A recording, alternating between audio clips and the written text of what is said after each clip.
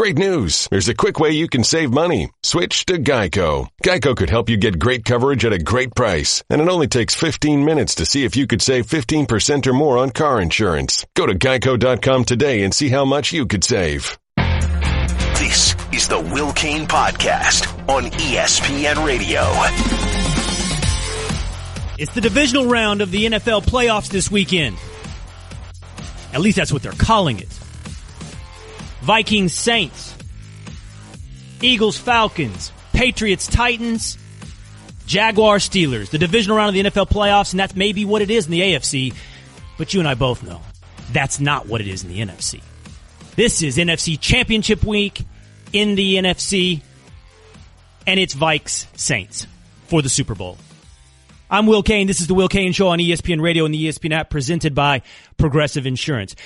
The Steelers and Patriots can battle it out with their little brothers, their smaller cousins, the Titans and the Jags, for who will meet up in the AFC Championship game. But as far as the NFC is concerned, we're there, folks. This is the weekend for the NFC Championship game. The New Orleans Saints versus the Minnesota Vikings will determine the winner of the NFC. It will determine the representative of the NFC in the Super Bowl. So we might as well name it what it is. NFC Championship Week, Saints-Vikings. Falcons and Saints, that's Falcons and what's the other team? Oh, the Eagles. Right. What, the Eagles, that's right. Thank you, Saru. Whoa, Will, jeez. I know you think that the other game's a big game, but the other one still kind of counts, too. Here's the thing. To be honest, in the end, the Falcons have been way too inconsistent this entire year for me to take them seriously as a Super Bowl contender. And the Eagles, to hell with the Eagles. I mean, we're allowed to have some biases in life. And you know very well, anyone listening, that I'm a Dallas Cowboy fan. And, to hell with the Eagles. When you're looking at 2013 game film to figure out how Nick Foles played so well in 2013 and somehow apply it to what you're doing in 2017, I would say that's red flags all over the place. That's throwing red flags, raising them up, rough surf, coach's challenge. You got problems in Philadelphia. And don't take it as an insult, Philadelphia. Actually take it as a compliment. Sports biases, sports rivalries are one of the great aspects of this entire endeavor. The fact that we hate each other, that's what this is about. When Stephen A. Smith goes on and on about, I hate those damn Cowboy fans and the accident waiting to happen, yeah. Honestly, you know what he's saying? He's saying, I love you, Cowboy fans. I love you. I need you. You complete me. That's what Stephen A. Smith says every time he speaks on the Cowboys. You complete me. And we need those rivalries. So Eagles fans, we need each other. It's a compliment. The hatred is a compliment. One day when I was a kid, it was the Redskins. It never really has been the Giants. And think about it this way, Eagles fans. It could be like the Cardinals, what lived in our division for a few years, and nobody cares. Isn't it sad that the Patriots and Colts don't care about each other anymore? Wasn't that awesome when that was a thing? We hate each other. That's a beautiful thing. So to hell with the Eagles. The NFC Championship game is Saints-Vikings. I believe that with all my heart. I think that the winner of this game will go on to represent the NFC in the championship game, in the Super Bowl. And I have, as you know, I have hung my hat. I have attached my wagon to the New Orleans Saints. As I said going into last weekend, if there's somebody to place faith in, it is that Saint. It is Drew Brees. It's the one Hall of Fame quarterback in the NFC. And he delivered.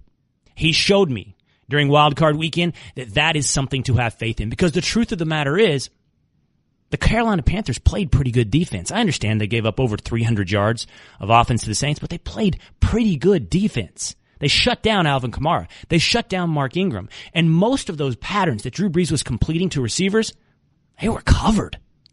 I mean, he was throwing those receivers open into tight windows. So placing your faith in Drew Brees, that was an appropriate religious act. But I got to be honest, I'm nervous about this weekend. I'm nervous about the Minnesota Vikings. Alvin Kamara, running back for the Saints, says, relax, Will. Your faith, it's in good hands. Listen. We've been telling you all year, man, don't sleep on Drew, and if you're going to stack the box and, try and stop the run and take us out the game, he's gonna hurt you, man. We've been telling you he's the best quarterback in the league, and, he's still Drew Brees, so he proved that today. Slow down, Alvin, slow down. I don't know about best quarterback in the league. That guy's still on the other side of this ledger. That guy's still in the AFC. That guy's still guiding his team through the playoffs. But Drew Brees, no doubt about it, is a good place to place your faith. But again, I am nervous. This Minnesota Vikings team, this is real. This is why I say this is the NFC Championship game, because this Vikings thing, I think way too long, way too many weeks, way too many people have written this team away because of two words, Case Keenum. But let's just take a minute to look at this Minnesota Vikings defense. It's terrifying. It's absolutely terrifying. They have spent draft picks after draft pick after draft pick on top level talent. These guys have first rounder Xavier Rhodes and first rounder Trey Waynes at the cornerback position. They have all pro Harrison Smith at the safety, who Darren Woodson, I believe, was on SportsCenter. I think we were working on getting this sound, but Darren Woodson was talking about this guy can play all three levels. Listen to this. Listen to this about Harrison Smith. I like the Minnesota Vikings at home in this game, in the Dome. They've been rested. You look at what they do, and Mike Zimmer, the attitude that he brings and the identity that he brings to this team.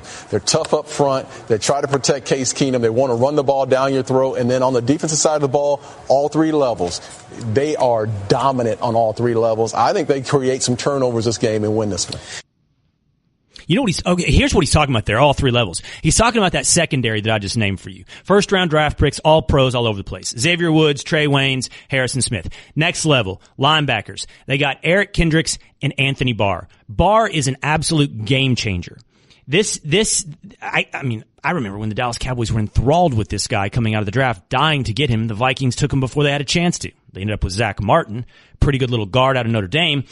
But still, Barr is everything everyone thought he would be. So game changer at the linebacker level. And then on the defensive line, you've got Everson Griffin, and on the other side, Hunter from LSU. These guys are going to put pressure all over Drew Brees. And, they're going to be, I'm sure to some extent the game plan is going to be similar to what the Carolina Panthers did. Shut down Alvin Kamara and Mark Ingram.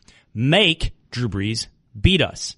What Drew Brees proved against the Panthers is that he can do that. The problem now is he's going up against a better D, an immensely better defense, the Minnesota Vikings. So can Drew Brees do it again? Is my faith in the right place? I think so. I think it's still Drew Brees' game to lose. I think the Vikings are the real deal. I'm scared of them. I'm scared of my prediction, my Super Bowl prediction, New Orleans over New England. This is the game. This is the stopgap in the run to the Super Bowl for the New Orleans Saints. If they can get past the Minnesota Vikings, then I feel very confident where they'll end up.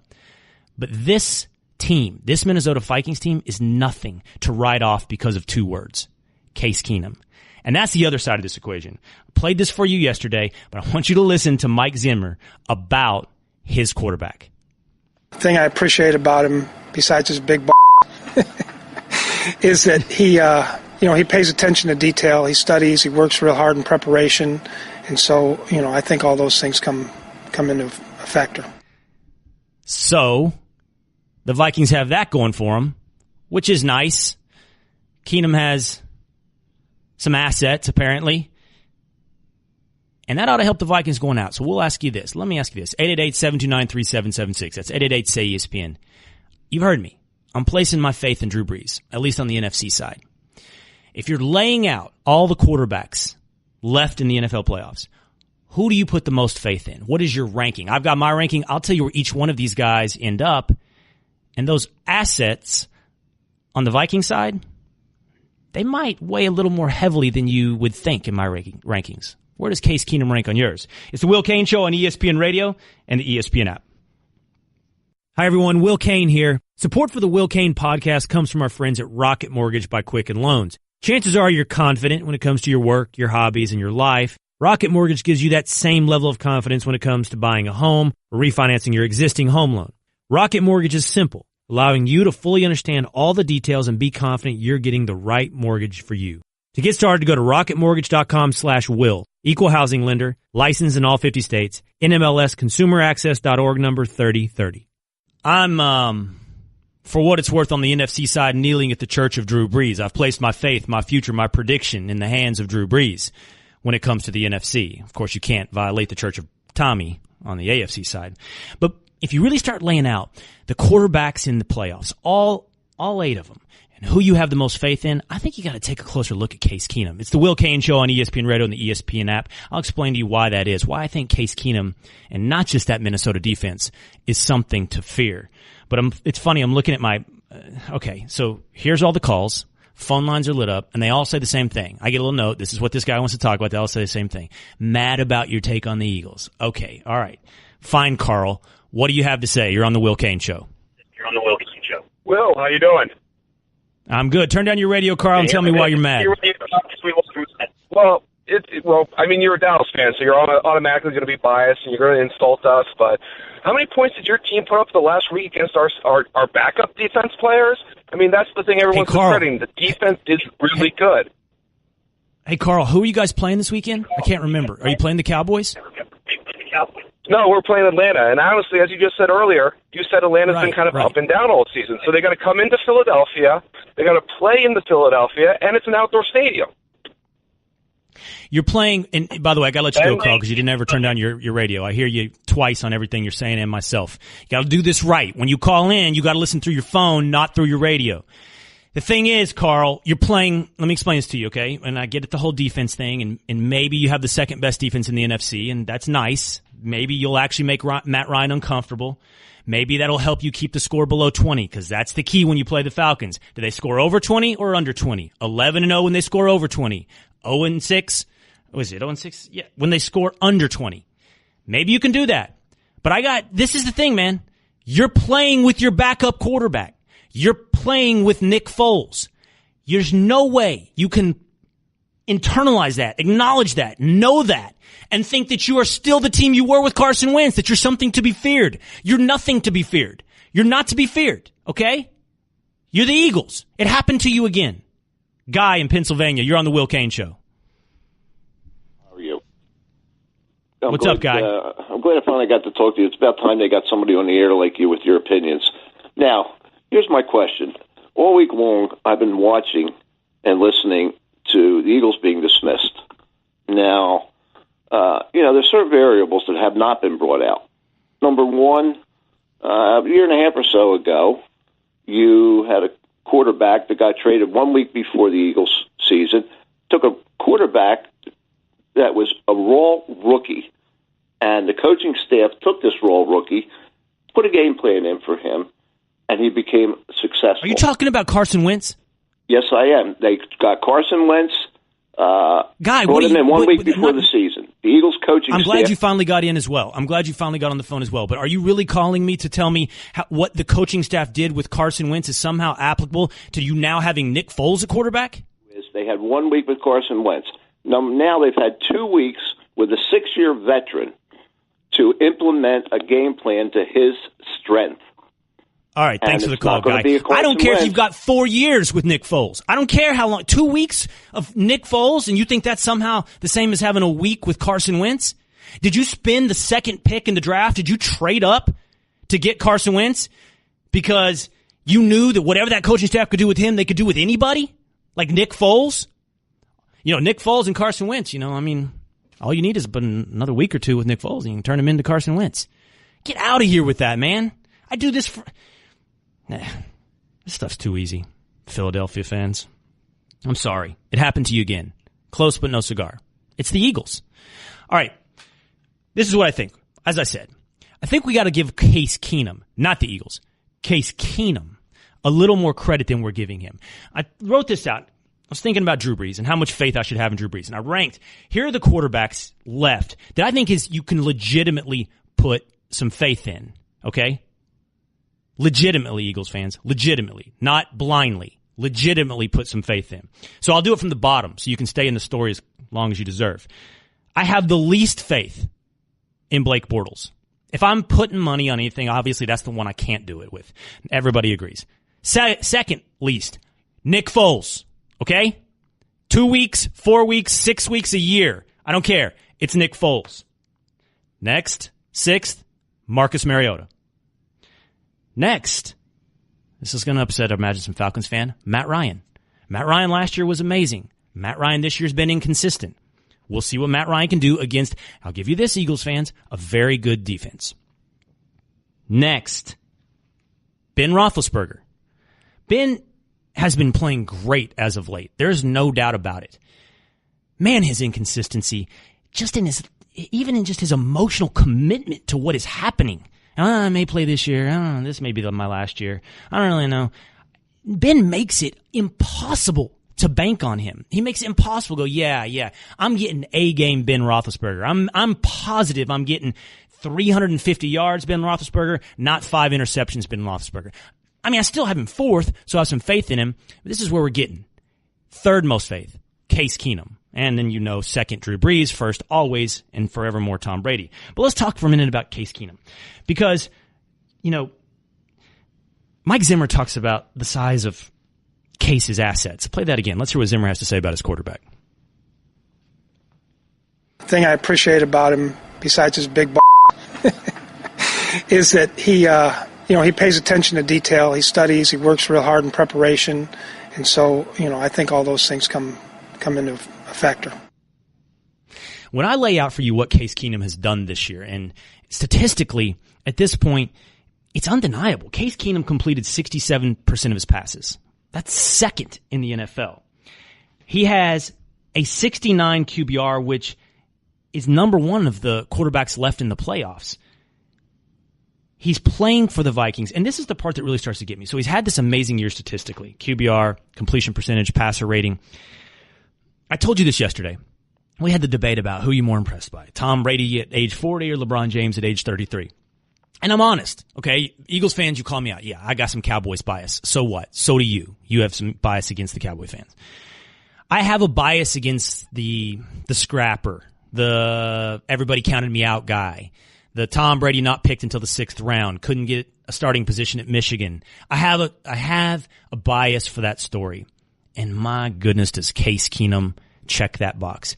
Case Keenum, Wiley, Texas. One scholarship offer, one D1 scholarship offer to University of Houston. Lights it up under Kevin Sumlin. Not drafted. Goes undrafted. Makes it into the NFL. Bounces around. 9-15. Gets stuck behind the Jeff Fisher mediocrity wagon. Amazing coincidence of Jeff Fisher having 3 quarterbacks who have prospered this year, but none of them could for the Rams last year. Case Keenum was one of those guys. And now he gets his chance with Pat Shurmur. Now he gets his chance with the starting gig for the Minnesota Vikings.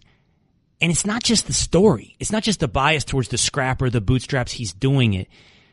It's objective evidence that Case Keenum is not the guy. He's not the 9-15 quarterback that we always thought he was. He's not the dismissible name as you look at the quarterbacks you have faith in. Oh, Case Keenum. They didn't draft him. Back up with the Rams. Forget Case Keenum. You can't put faith in him. No. He's the 67% completion number 2 in the NFL guy. And you got to ask, and Cerruti, you asked me this earlier.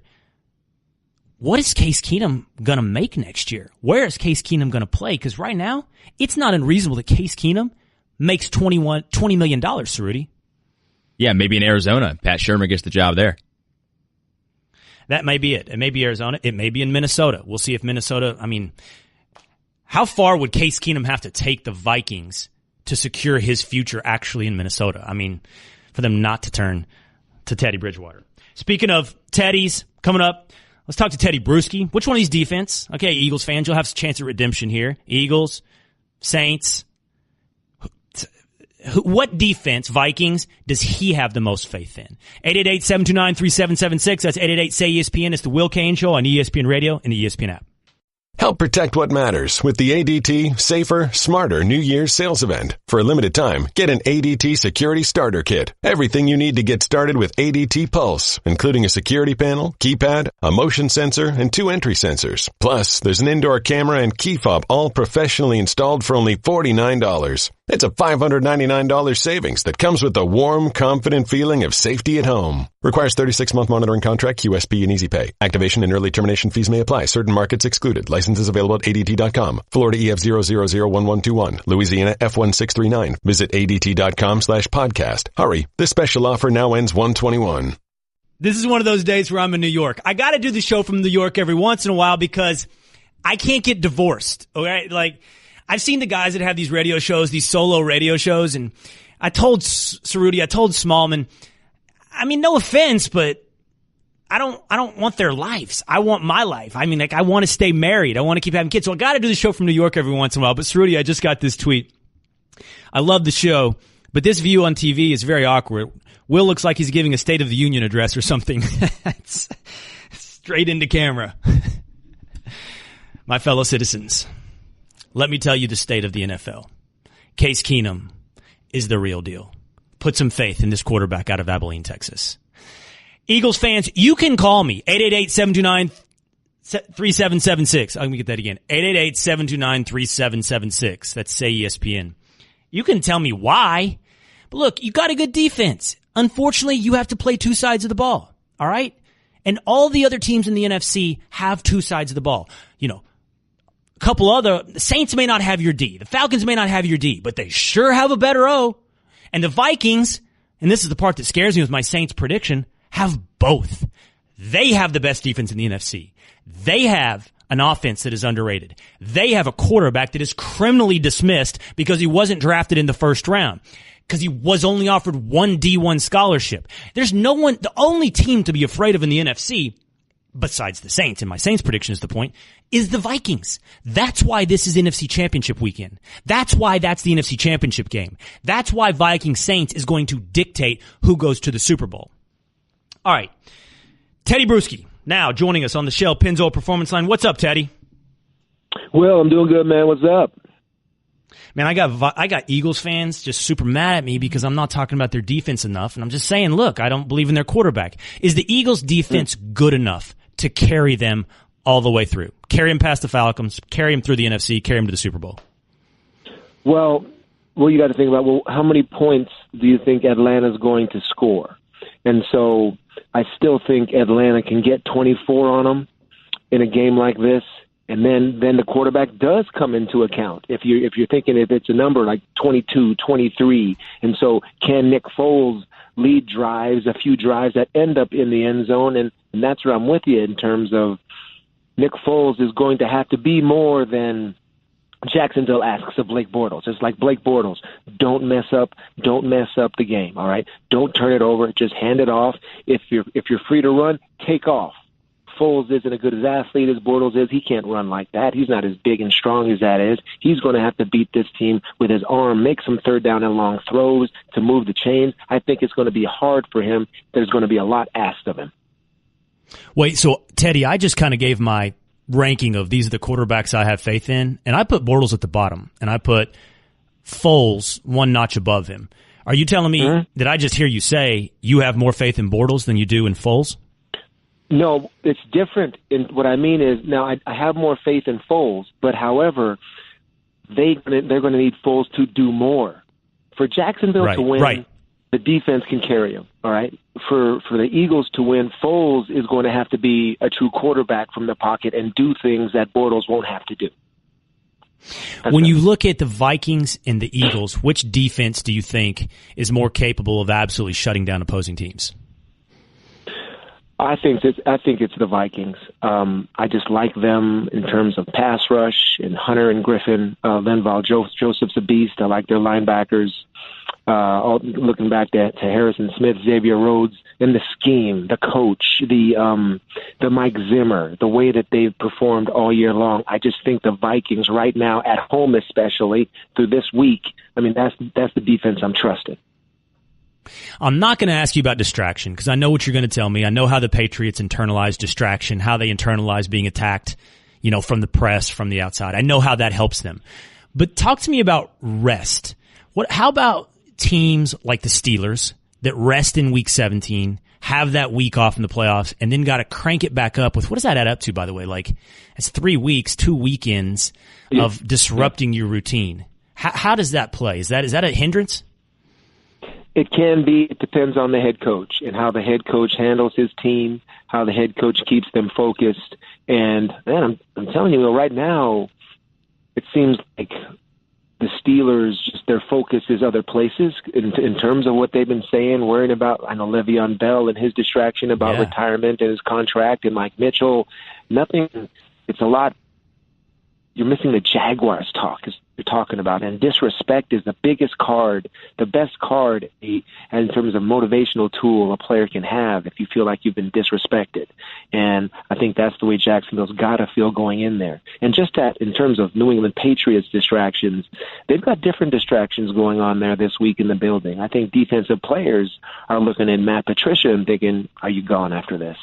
Looking at Josh McDaniels, man, is this the last run with these two? So that's a different type of distraction when you're thinking about your coach. And do you even ask him? I mean, I remember back in 2004 when Romeo Crennel was leaving as defensive coordinator, and it was unspoken. It was like so unspoken in the building. Nobody could talk about it. Nobody could ask Rack, but you still sort of knew that this was going to be it for him. Are either of those teams distractions enough for you to say, or for you to pick the Jaguars or the Titans? No, they're not. No, they're not. I think about the Jaguars. And it's strong for them to feel disrespected, but they go up there in that cold weather, Florida team, Steelers at home. I think they're not going to get 2 pick six again. I just think it's going to be rare, and I think that the Steeler offense will be productive and put more points on the board. That's all. All right. It's Tedy Bruschi on the Shell Pennzoil Performance Line. All right, Tedy, I look forward to seeing you in person, hopefully next week, man. All right, thanks, man. Bye. All right, straight ahead. I just spent a good chunk of this show yesterday telling you that I think Kevin Durant is in the process, like a race car slingshotting around another, of LeBron James for best player in the world. But there's one thing that Kevin Durant isn't, and it's really bothered me, and I'll tell you, the story just came out. He's not a leader. And I think it's actually the best rebuttal to my entire argument. He's not a leader. It's the Will Cain Show on ESPN Radio and the ESPN app. Well, you Eagles fans make me laugh. You make me laugh. Listen to this. I just listened to Will Cain use a word I can't use. Do something to the Eagles on the basis that Foles is a backup while praising Keenum. Keenum's been a career backup. You think because you used the word backup twice, you somehow made Keenum and Foles the same? You think somehow because you can say the word backup 2 times in a row, you can erase Case Keenum's playoff leading QBR, best QBR of any quarterback in the playoffs, second in completion percentage? You think that level of analysis and you can come get me? Please. It's time for Straight Talk, brought to you by Straight Talk Wireless. Best phones, best networks, no contracts. I spent yesterday telling you that I think Kevin Durant's arrived. Essentially that the Kevin Durant era will begin on May 31st of 2018. That as he goes into another NBA Finals and almost inevitably wins another title, he will emerge as the best player in the NBA. His game has been well-rounded. He's obviously just scored his 20,000th point, joining an exclusive list of 5 names. He's become a defensive presence, not just a presence, but a game-altering defensive presence. And he's doing it to LeBron James. He's doing it in head-to-head competitions. He's nailing threes to secure games on LeBron. He's blocking LeBron shots. He's just taking over. Now, I don't think it's happened yet. I think LeBron's had an amazing season. I just think we're in the process of seeing it happen. But one thing I'll tell you about Kevin Durant that I find incredibly disappointing, he's not a leader. I mean, I was somebody who was very harsh critic of Kevin Durant for joining the Golden State Warriors. I see it as if you can't beat him, join him. Why are you doing that? I don't like if you can't beat him, join him. I don't like bandwagon. Cerruti thinks I'm a bandwagon guy because I like Manchester City. Cerruti is wrong. Accurate. Incorrect. Not accurate. I just laid out, for those who want to know on TV, why I'm a Manchester City fan. I've never once been a bandwagon fan in my life. Not once, Cerruti. Just fortuitous. But anyway, that's what Kevin Durant did, and I don't like it.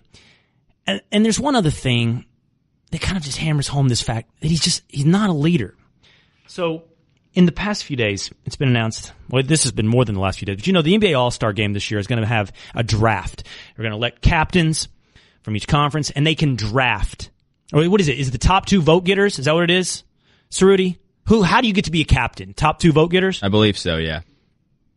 And those 2 guys can then draft their fellow All-Stars in some order to be on their team. And Durant didn't want to do it. I don't want to do it, he told The Athletic. I'd rather somebody else do it. It's cool to be an all-star, but all the extra stuff, I just want to go play the game. The new format's cool, a different way, a creative way, and that's good for the fans, but me, I'll let somebody else pick the teams. Kevin Durant's he just wants to be popular. He wants to be liked. He wants to play ball. and he wants to play it really well. He doesn't want to make anybody mad. That's why he's got burner accounts on Twitter and ventures into YouTube comment section. He's trying to fight back against anybody that doesn't like him. It all eats at him that people criticize the decisions he's made. He's just, look, man, in order to be a leader, that stuff's got to bounce off or be ignored. You either got to not hear it, not pay attention, or it's got to bounce off your thick skin. That's the only way to be a leader. And I'll give LeBron this. LeBron is a leader. And it's honestly the best rebuttal to my argument that he's going to become the best player in the league. But there's, I guess he wants the ball, Cerruti. That's what he wants to do. He just wants to play basketball at a high level on a good team and win. Yeah, but here was the issue. He was this guy in OKC. Everyone knocked him because Westbrook was the alpha dog, and he was the one that would always want to be, fiery and take the last shot at the end of the game. And Durant kind of just was too passive, and people didn't like that. But that's kind of why he went to Golden State, isn't it? Because he didn't have to be that guy. Well, I mean, I give credence to, listen, I criticized Kyrie Irving a lot as well for so many different things he said, but the one thing I started to get is he wants to play a different kind of basketball. He sees himself as a different kind of player. He wants to play in a different system. I think many of those same things motivated Kevin Durant. I don't think he was just bandwagon joining. I don't think he was just, if you can't beat him, join him. I think he looked at the way the Warriors played. He's like, I want to play in that system. And that system wasn't built around one guy taking over. Now, he can, and I think largely has emerged, he has emerged as the alpha on that team, at least on the court. Steph is clearly the alpha when it comes to who's leading the team. And by the way, Steph takes over his all-star duties for drafting the team. He's got no problem with it. Yeah, it'll be fun, said Steph. Steph's the leader. KD's just the best player. I don't know if you can reconcile those two things, but I think you can. At Straight Talk, brought to you by Straight Talk Wireless, nationwide coverage on America's largest and most dependable 4G LTE networks. I need you guys to tell me about this because I haven't heard it. I just started hearing about it on Twitter. Apparently the Mean Girls section of the ESPN cafeteria had some fun at my expense. The Lebertard show completely destroyed my career. That's what Twitter told me this morning. Ripped me and exposed me for what I am, a fraud. Is that what happened today? No, what happened today was they made fun of you while using your idea for a segment because they didn't have anything to do today. They literally were like, hey, I heard a promo that Will Cain's doing. Let's hop on that bandwagon while making fun of him and wasting 8 minutes of our time. Okay, let's listen. I want to hear this. We would soar into the sky on a broadcasting career built of Stugotz's dreams where he gets to argue with promos like this, and it's televised. John Gruden says the Oakland Raiders are the top franchise in professional sports. Please, I can name like 5 that are bigger. That and more Friday. The Will Cain Show, weekdays at 3 Well, it's a good thing there's more. ESPN Radio and on the ESPN. No, I want him to just do that. I'm tuning in. I'd like to know specifically at what time Will Cain is going to do that. And I got news for Will Cain. You can only name 5. I think we can name 10. You be careful, Stugotz, because you are coming dangerously close to the line. Because I think they're only 8. And if you start going double Will Cain, we've got a problem that's going to produce programming for this network when the radio shows feud. Well, thankfully, we put pen to paper. We put these together. All of us did these, right? What are you reading? We have 10 organizations that are bigger than the Raiders. Will only has 5. We have 10. Oh, we have 10. Don't do We're it. Double the size. Yes. Double the teams. Yeah. But you have to approve them, okay? You're the commissioner of All right. So the idea. all right. No, really bad idea. Will's going to be so mad. Yeah, we're taking his idea. No. Hey, Will Cain, look, man, I know you got a show that you're teasing, but we're going to take all your content. I can see that, Dan. I can see that. You mocked it, but took it. That's self-defeating. And I know I don't get the show, right? I don't get the show. Imitation is a form of flattery, right? They literally just ripped off your idea and acted like it was a bad idea and then proceeded to do the idea. I hope you feel good about yourself, Dan Le Batard. I'm at show number 8, and you have found something to mock. Good job. That was tough, I bet. Let's get them on the phone. See if you can go get them on the phone. Get Stugotz. Get whoever you can. Get them on the phone. Let's see. Mock me to my face. That's the thing. That's how it works, right? Like I told you, I'll tell the truth and never go unchecked. Well, oh my gosh, Becky, look at his take. I can't believe he said that. Don't do it at the Mean Girls table. Come on over. Have the conversation. Let's ring up Stugotz. What do you got, Stugotz? Give me a call. 888-729-3776. It's the Will Cain Show on ESPN Radio, the ESPN app. there? I'm a glue stick, so I have one job. I glue kid stuff. So sorry for being jealous of Geico, who does a ton more, like give you 24/7 access to thousands of licensed agents. And Geico has been around for over 75 years and has a 97% customer satisfaction rating. While I've just got mediocre adhesive skills, Geico also has an award-winning mobile app. Uh-oh, arts and crafts time. No eating the glue stick. Miss Lydia! Geico. Expect great savings and a whole lot more. Great news. There's a quick way you can save money. Switch to Geico. Geico could help you get great coverage at a great price. And it only takes 15 minutes to see if you could save 15% or more on car insurance. Go to geico.com today and see how much you could save. This is the Will Cain Podcast on ESPN Radio. I'll tell you right now, the Oakland Raiders aren't a top 5 sports franchise in the United States. Not even close. I can name like 5 that are better. Start with the Cowboys, Yankees. Let's limit it to football. I can name 5 football franchises higher up on the food chain than the Oakland Raiders. It's a Will Cain show on ESPN Radio and the ESPN app. The reason I bring this up is this. I thought John Gruden said that the Oakland Raiders, upon taking the job, are the premier franchise in American sports. I was all prepared to go, what? Premier franchise? I don't even know if they're a top 5 in football. I mean, we all know that's the Cowboys, by the way, so there's no point in belaboring that point. We all know when it comes to American sports, let alone football, it's the Dallas Cowboys. And I thought that's what John Gruden said, and I was prepared to do this whole thing and give you my list, and then, Cerruti, it turns out, well, that's not what Gruden really said at all, right? Now, Gruden kind of said that he thinks the Raiders can be the best organization in sports, so that's our bad.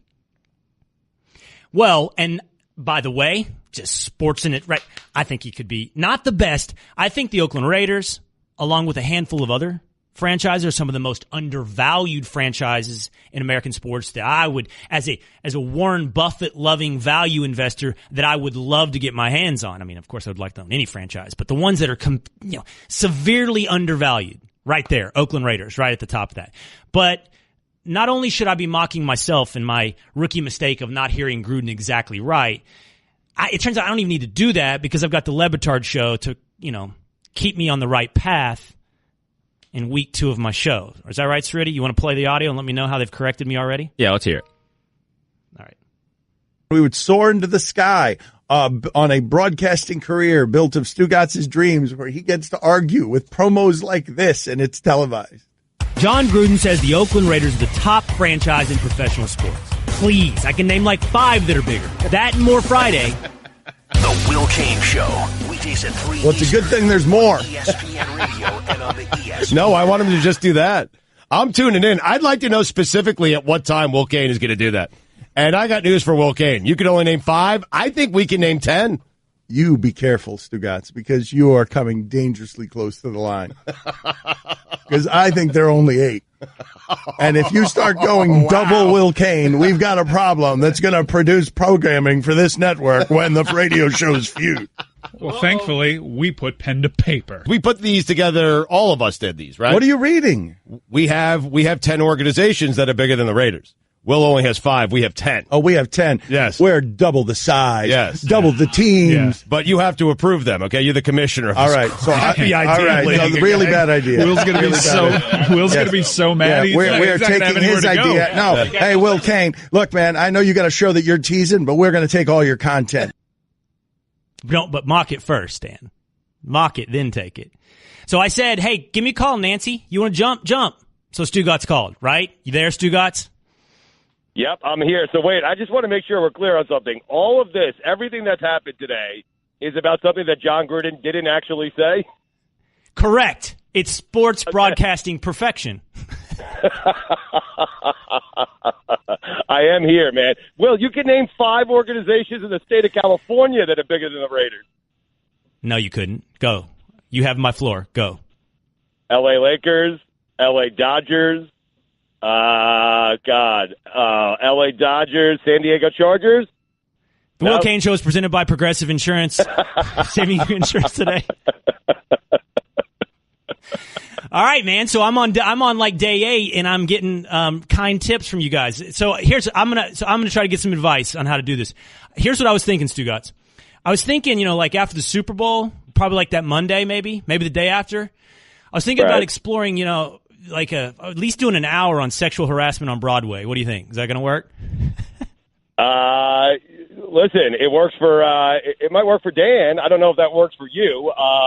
No, that wouldn't work. No, I don't think you should do that. I think you should do. I think after you do it, you should list all the organizations that are bigger than the team that won. See, my problem was that my take was simultaneously mock-worthy and boring and too tepid for your show. It was both of those things. I somehow shouldn't have done it at all and didn't go far enough. And the truth is, you're absolutely right on all counts. Yes. Well, listen. This is out of love. I love you, and I want you to have a successful show. And so because, if I needed some advice on how to do great TV, I would ask you. If I needed advice on how to make myself a better-looking man, I would ask you. If I needed advice on hair, I would certainly. You or Reese Davis, I would certainly come. Maybe Marty Smith. I would certainly come to you, and I would hope, because we care about you and we love you, that when it comes to radio, you would come to us. And so all I'm trying to tell you, Will, and teach you is, if you want to get me to come listen to your radio show, the way not to do it is to say that you're going to do a show listing 5 organizations that are bigger than the Raiders. That's all. It's out of care and concern for you, because I want your show to be great. That's all. That's all I'm trying to tell you. I think you should fire up a promo that says, coming up later today on the Will Cain Show, I'm going to tell you a story about how I almost got eaten by a shark. I'm touched. I really am. Yes. Care and love. Because, Will, I am telling you. You're just giving me advice. Will, I'm telling you, if that was the promotion, if I heard a promo that said, hey, coming up on the Will Cain Show, I almost got hit by a bus. I am telling you, I will go out of my way to get to my radio at 3 p.m. Okay, well, let's do this. Show. I'm going to take you up on your offer, okay? I'm going to do that. I'm glad you offered it. I appreciate the kindness, love. I also, you know this, we've talked privately. I'm a big fan of the Le Batard Show, so I also respect expertise. So I cut a few promos. Would you mind listening to them? I cut a few promos, a few teasers to see if you like them. Would you listen to them? Yes, I love this. I'm the promo commissioner. Yes, this is great. Okay, sir, let's play number 1. Monday on the Le Batard Show, we'll use a loose connection to Wildcard Weekend to explore the institutional injustices of Moldova. That and more Monday. What do you think? Yes, perfect. Excellent work. We're off to a good start. That is. Hold on. I want you to keep. Okay, we got a few more. Okay. Give him another one, Rudy. Monday on the Le Batard Show, we're going to look at third wave feminism and its effect on NFL officiating. That and more Monday. I like the first one better. What do you think? That's pretty good. First one better. I'm in the right vein, though, right? You are for our show. Fortunately or unfortunately, depending on how you look at it, yes, you were in the right vein. Correct. All right, one more. I think this was my favorite one. Go ahead, Rudy. Okay. Hey, Wednesday on the Le Batard Show, I'm going to make this sound. To explain the effects of toxic masculinity in kayaking. That, and pretty much that, just that, on Wednesday on the Le Batard Show. Yes, I'm tuning into that. Yes. You're there for that, right? Yes, if I have to put them on the medal stand, I would give the second one would be the bronze, the third one would be the silver, and the first one would be the gold. That first one was fantastic. Cerruti thinks anytime you employ toxic masculinity, Cerruti's a big believer, toxic masculinity, that's ratings gold. Go with that one. So we gave that one the gold. Yes, and no, but Stugotz. Right. No, Stugotz. Are you mocking? You don't understand. Why are you lashing? I've been trying to tell you guys this for 6 months. Why are you lashing out at Le? You should have Le Batard on. I'm not. They just told you imitation is the sincerest form of flattery. I'm not. Yes, it is. And what we're trying to tell you is do your best to imitate our show. Okay. All right. Hey, Stugotz, I know you're playing. I know you're playing injured. I know you got a neck thing. You got a neck thing. Yeah, thanks for calling, though, man. Isn't it great that I am criticizing? I criticize players and their toughness on a daily basis, yet I have a bad neck and I'm walking. This is the third doctor I've been to since our show is over. I'm going to see my third doctor now.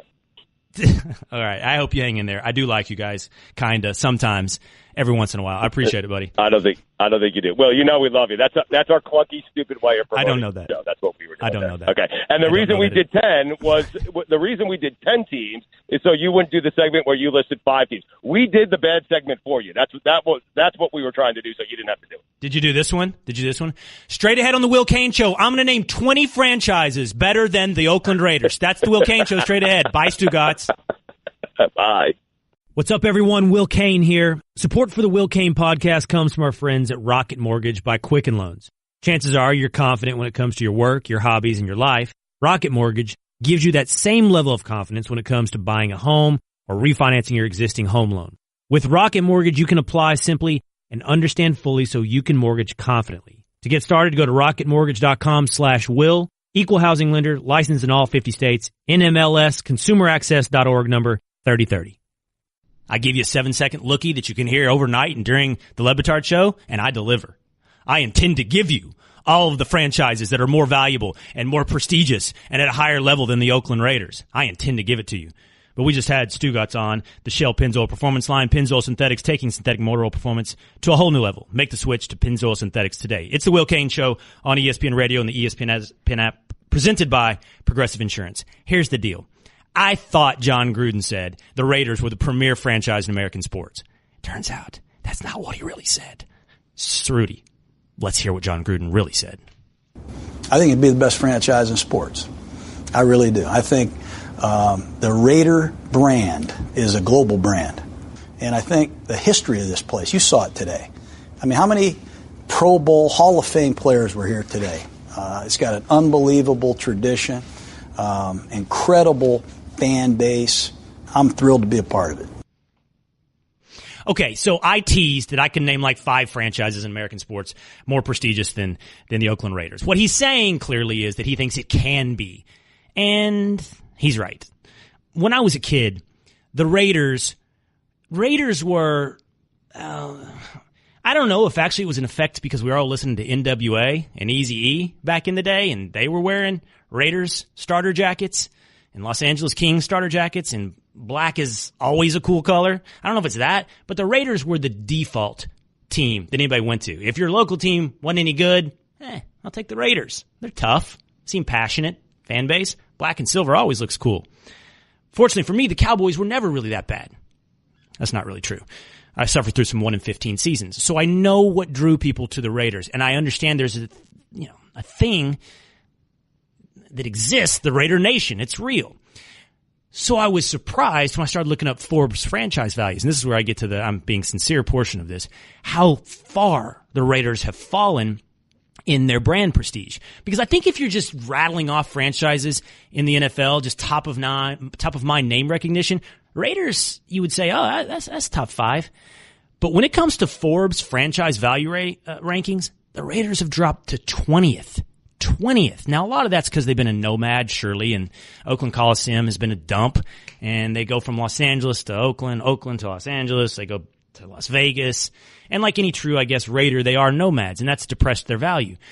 But it got me thinking this, okay? I'm not going to give you 20 franchises that are more valuable than the Raiders, because as we've established with Stugotz and the Le Batard Show, that's easy. There are a lot that are right now more prestigious than the Raiders, but I am going to tell you this. One of the guys that there's a book on somebody, I want to read it, and there's somebody who gives advice, I want to know it, is Warren Buffett. And by the way, his lesser known, but probably more brilliant business partner, Charlie Munger. And Warren Buffett got to be a billionaire not by buying what's popular, not jumping on the latest .com, bubble hype machine, rather looking for value where nobody else will find it. Looking for value when everyone else says, that business is over with. People said newspapers were over. Buffett bought in newspapers. Honestly, I did. I was an entrepreneur in Texas. I owned small-town newspapers in towns like Llano, Johnson City. Actually, I worked at those and ended up buying my own north of Dallas in towns like Van Alstyne, little towns. And let me tell you something. There's a lot of business to be conducted on the other side of hype. People think that business is over. I got to get on the thing that's going to give me 20x return. In the meantime, the business that had a proven model for 100 years is still sitting over here making money. In other words, look where everybody else isn't. That's what Buffett has become a billionaire doing. Mostly off established brands that have somehow faded out of popularity. That's what the Oakland Raiders are. So I was thinking, there's a handful of NFL franchises, and not just NFL. Let me just broaden it out. pro sports franchises that, to me, and I'm not going to dive into their Excel spreadsheets and their books, but look at these three: the Oakland Raiders, the Chicago Bears, and the New York Knicks. If I could own any three franchises off the top, those are the three that I want. History, tradition, marketing, logo, and sales. The only thing holding these franchises back is performance. Performance on the field, performance on the court.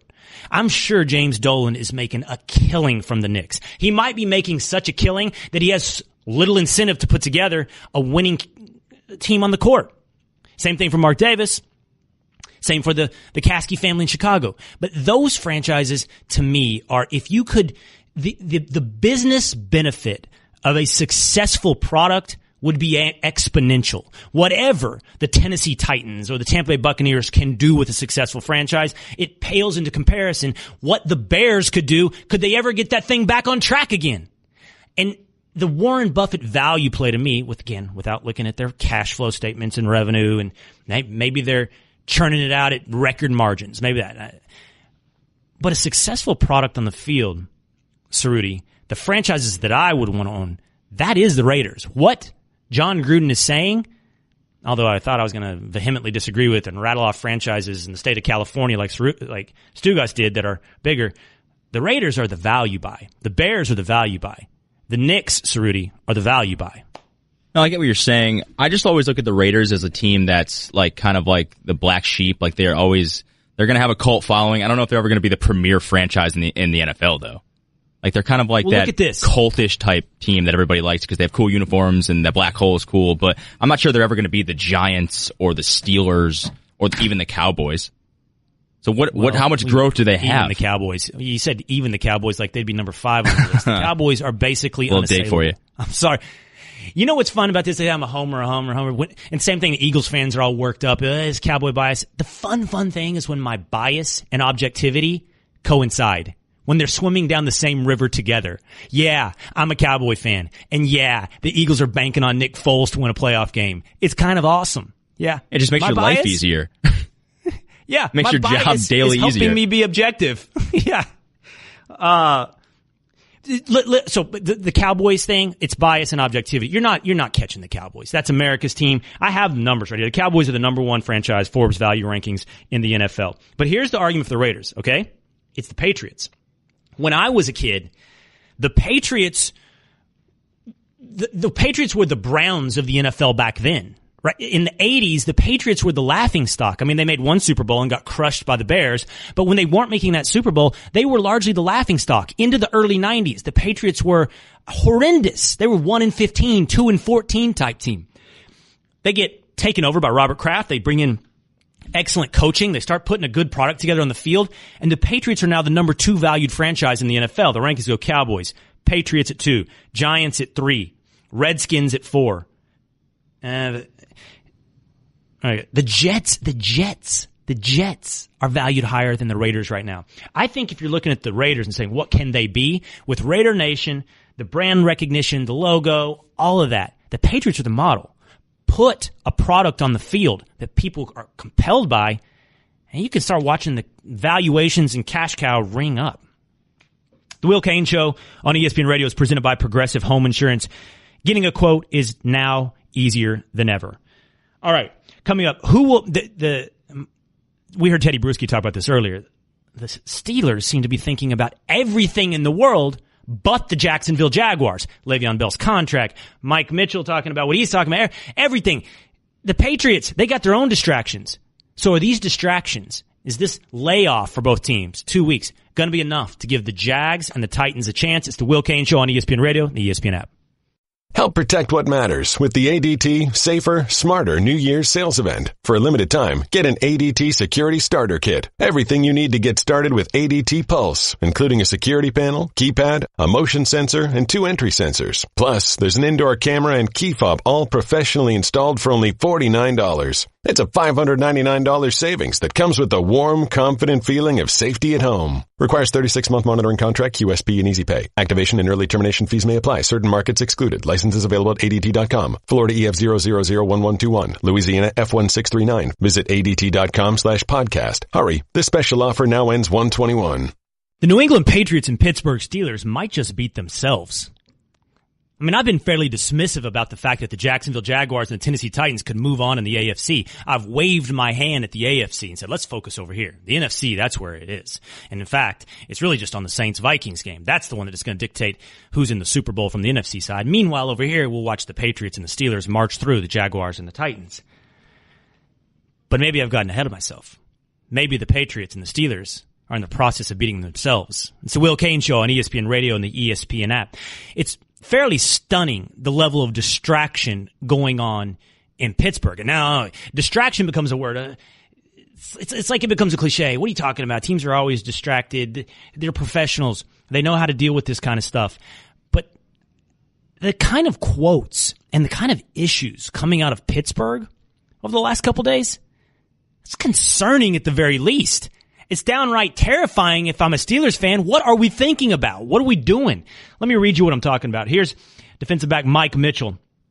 We are going to play the Patriots again, said Mitchell. We can play them in hell. We can play them in Haiti. We can play them in New England. We're going to win. Now, on one hand, I love confidence. I love bravado. I love, for example, when Jimmy Johnson said, we will beat the 49ers, put it in 3-inch headlines. In the 90s when the Cowboys played the 49ers in the NFC Championship game. I love standing by your own prediction, believing in yourself. I love Joe Namath saying they will beat, as a massive underdog, the New York Jets will beat the Baltimore Colts in the Super Bowl. That's not what Mike Mitchell is doing here. Mike Mitchell is playing the Jacksonville Jaguars, and he's talking about beating the New England Patriots. That is in a presumption and a week away. The presumption being the more important part. I think you're going to win too, Mike. Not against the Patriots, against the Jaguars. But I wouldn't look past it. I wouldn't spend time talking about what comes after. This is a team that whooped up on you, intercepted Ben Roethlisberger 5 times. What was the score in that? You don't have it in front of you. Was it 30-9 or something like that? What did the Jaguars beat the Steelers by earlier this year? You know? Srudy's all over that. But it was a lot, is the point. And you're automatically looking past it. Yeah, I had it right. 30-9. 30-9. And we're dismissing that, Mike? By the way, in the clips that I've heard of Mike Mitchell, really like him. Seems like he's really a straight shooter. Tells you exactly how it is, what he thinks. I guess that's the concern in the end. What are you thinking about? Are you not thinking about the Jaguars? Are you not thinking about the game you got to win to get to the Patriots? And that's just one side of this equation. The other side of this equation is Le'Veon Bell. Pittsburgh Steelers Le'Veon Bell, running back Le'Veon Bell said he was prepared to sit out a season. This was just yesterday. Sit out a season or even retire if he's franchise tagged for the second consecutive year. Here's his quote. I hope it doesn't come to that, but I would definitely consider it. He said that before Thursday's practice. So Mike Mitchell's talking about the Patriots a week away, and Le'Veon Bell is talking about his contract a month and a half away. Doesn't happen until February, late February, when his contract could be resolved. He could either be franchise tagged or start negotiations with the Steelers about what his contract might look like next year. What are the Steelers doing here? Now, the Steelers have been doing this kind of stuff all season. They've been nipping at each other, seemingly discord at every turn. Ben Roethlisberger airing everybody's dirty laundry from time to time. Antonio Brown asking for more catches. Le'Veon Bell wants more touches. He's got, by the way, he ended up with 400-something touches, far and away more than anybody else in the NFL. But these distractions gotta be a serious problem. Listen to Tedy, Bruschi, ESPN NFL analyst on NFL Live. He's writing checks that he can't cash. Right. Writing checks for the offensive line and right. what he's doing to that defensive line. And he's not only disrespecting Blake Bortles or anything like that. It's the entire organization that is the Jacksonville Jaguars, looking past them, saying to himself, this is just something we're just going to sweep you guys aside and we're moving on already. We had Tedy on the show just a little bit earlier, and he said the Patriots, by the way, they're also dealing with their own distractions. Now, they're not the kind you think, and I don't think Tedy would have ever said this.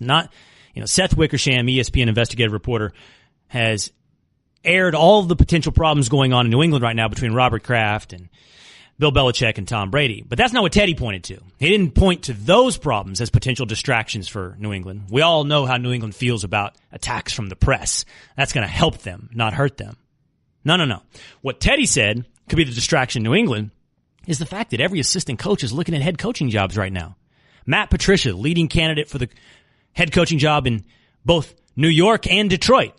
Josh McDaniels, maybe wanted as the head coach in New York instead of Matt Patricia. Josh McDaniels, Indianapolis Colts possibly. So the players in the New England locker room, Tedy just told us a little bit earlier, are looking around going, I wonder if he's going to be here with us next week. I wonder next year. I wonder who I'll be playing for. Patriots, Steelers, and under no circumstances would I pick the Jags or Titans to beat these two teams. But what I'm beginning to wonder is, should I pick the Steelers or the Patriots to beat themselves?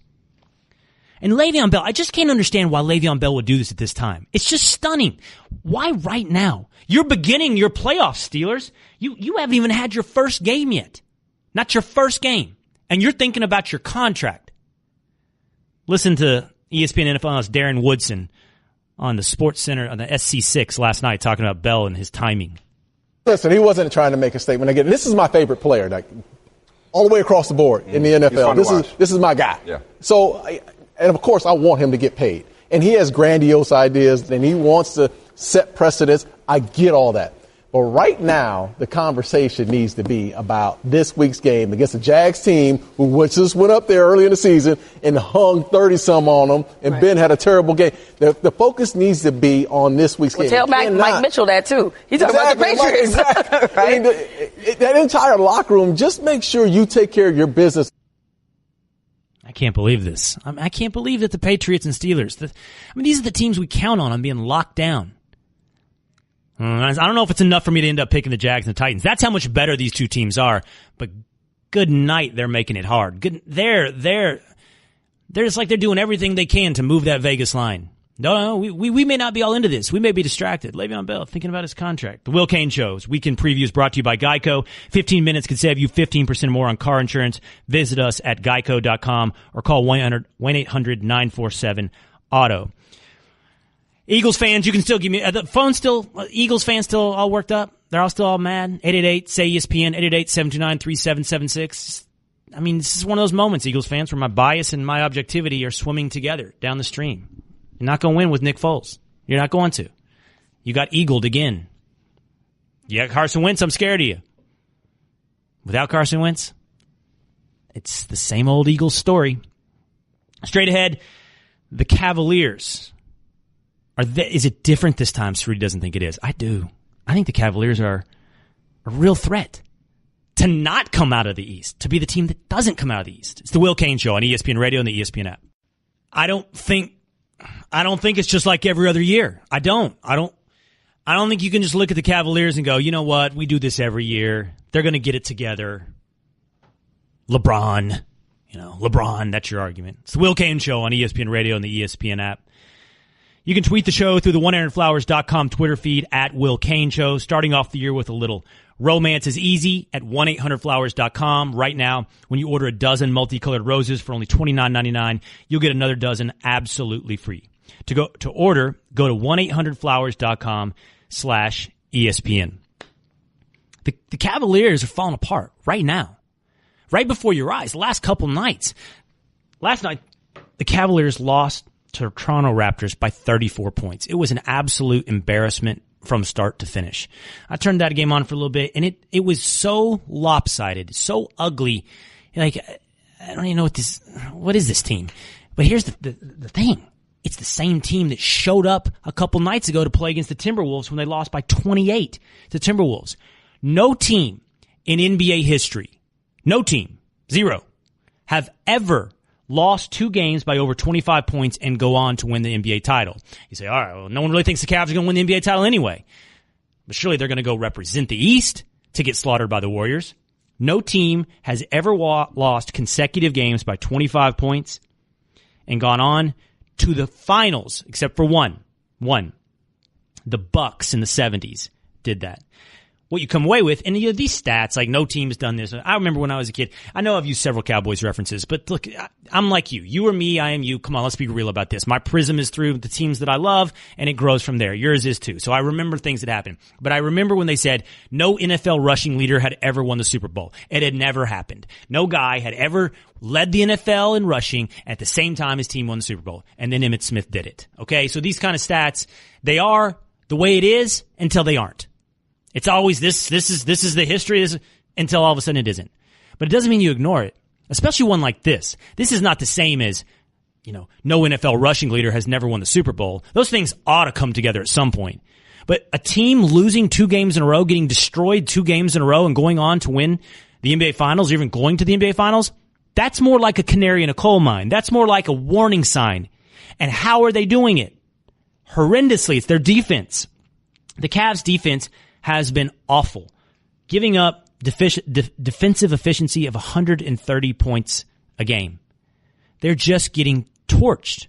And Cerruti, I know you believe this is just like every other year. We always go through this. The Cavs are falling apart. Last year, LeBron, what did he say? I need help. And they get it together at the end. Yeah. I think you can just look at the way they're playing and go, just like last year.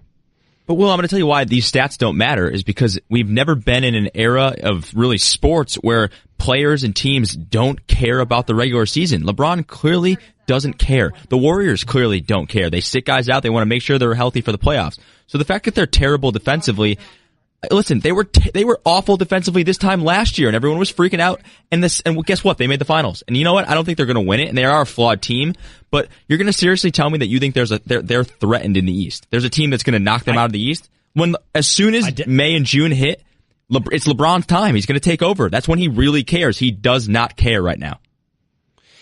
I do think they are they're threatened in the East. I do think there's a legitimate chance that the Celtics end up representing the East in the NBA Finals. Last year it was the Celtics. The year before it was the Hawks. There's always this team that they're afraid of. And you know what? What happens in May and June is the Cavs end up winning.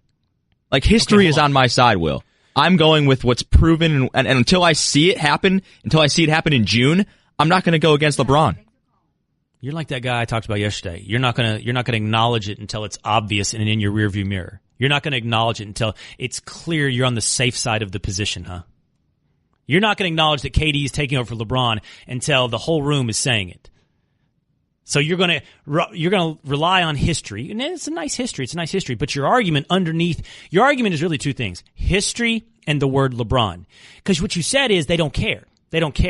And I'm sorry, these horrendous defensive performances, getting blown out like this, I don't think you just sweep away as they're not really trying right now because it's the regular season. But this happened last year, Will. They weren't getting torched defensively. They were getting torched defensively last year. They were horrible last year. This is worst in the league. And they're also trying to integrate a new player in Isaiah Thomas, so it's different than last year. They'll figure it out. We do this every year. What'd they start out the season? Something like 5-7, right? We're worst defense in the league. Yes. Okay. Then they went 19-2 and crept their defense up to like 16th, middling defensive level, and went 19-2, motoring through some cream puffs. Now, what's the record of the last 10 games or so? It's horrendous again, and their defense is back to worst in the league again. I don't have it in front of me, but I'm just not buying that these are the characteristics of a team that doesn't care. This is the characteristics of a team that has serious problems, serious flaws. Garrett in Indiana, you're on the Will Cain Show. What's up, Garrett? Hey, Will, I just feel like you're being a bit contradictory here with the whole argument of, this in the same team. But you got to look at this little thing you talked about the other day, the exceptions to the rules. Like, you talked about Brady and, Belichick being exceptions to the rules because they're exceptional players in history, and a lot of things just don't apply. And I feel like you're like a dog on the bone with your point of saying, like, well, statistically here, and here, but some people are just special, and it's just not the same rules for a team with LeBron. And just like it is, not Garrett. The same rules with a team with coach with Bill Belichick on staff. I got it. I got your point, and I really like it. I like that you listen, and you've kept up, and you're thinking you're getting me on some consistency. I like that you came prepared, but you're wrong. Because here's the deal. If you argued yesterday with me and said, you know what, LeBron is not about to relinquish his title as the best player in the NBA at the age of 34, like Will, you point out so many guys declined, Kareem, Kobe, Jordan at the age of 34, LeBron's not going to arc down like this. I don't make cliff arguments. I'm not talking about cliffs like the Brady argument. It's about an arc down while KD ascends, and you said to me, Will. You say Brady's the exception to the rule. Why aren't you saying LeBron's the exception to the rule? I would have accepted that. And I would have said, you know what? You got me. You got me a little bit. But you didn't get me on exception to the rule with the Cavs. Because basketball is still a team sport. I don't see where I'm being contradictory about exceptions to the rule. LeBron can't just go, you know what? I'm ready. Now I'm going to turn this entire team into a defensive stalwart. I'm going to turn this entire team into one that has a defensive level, championship level defense. He can't do that. He can help take over a game. And he can help shut down his man, and he can help fill up the box score. By the way, a lot of people came to me earlier because I said KD's not a leader, but I said LeBron is, and said, what are you talking about? LeBron's not a leader. I'm not a LeBron hater. I'll tell you this. During the finals, Mike Miller sat down next to me with like the sincerest eyes he's ever had. He said, LeBron is the greatest teammate. He is the greatest leader. And something about his eyes, you're like, okay, man, I believe you. LeBron's a leader. But the Cavs aren't a defensive team, and they're in trouble. All guests on the Will Cain Show on the Shell Pennzoil Performance Line. Up next, Kyrie's the worst, and Case Keenum's almost the best. It's the Will Cain Show on ESPN Radio and the ESPN app.